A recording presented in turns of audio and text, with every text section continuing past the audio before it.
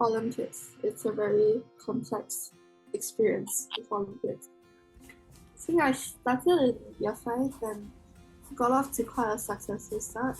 Yeah, it was quite a smooth start at first, but then like once I got to national team, it was when things sort of went downhill because I realized people around me was so much better and probably wouldn't like I probably definitely cannot get to like I'll say IMO or something. Like I definitely cannot get to IMO early. Like probably in year 2 or year 3 I decided that.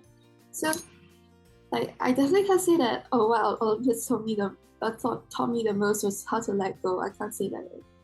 Yeah, so I I feel that Olympics have definitely working in that kind of like a high pressure environment and also how to deal with the kind of pressure. It was a very it was a very it's definitely a very tough experience. And it also kind of taught me that maybe because I also felt that I wasn't doing enough in the Olympics compared to other people. Like I wasn't putting my best, I wasn't trying hard enough. And I tried to try hard enough, but I realized that that doesn't really suit me when I try hard enough. So it was also kind of like a process of like self-discovery because maybe I thought that at the point in time that maybe math is like my true passion, which it kind of now is, but maybe not Olympics. Olympics probably then wasn't my true passion because I find that no matter how hard or how much I try to like invest my efforts in or put my same amount of like effort in compared to other people, like I can't find myself like discussing the Olympic problems with them after each training session or like actively solving the problems of AOPS. Like that's what people truly passionate about Olympics do. And I find that maybe I don't share the same amount of passion as them. So that's how I decided to slowly let go bit by bit. Because I realized that maybe it wasn't what that was suited for me.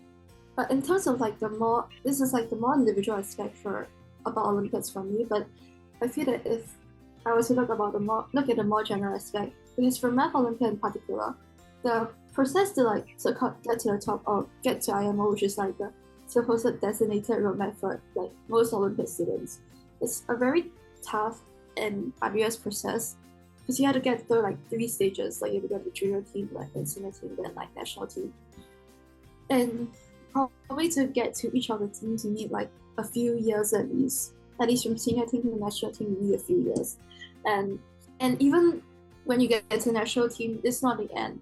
Like it's nowhere near the end. So you definitely need a lot more years to get to the top level.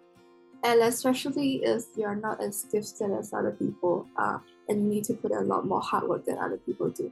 Yeah, so in terms of like a self-discovery experience and also an intellectually rewarding, intellectually challenging experience, Olympiads, Math Olympia in particular, is definitely very rewarding for me.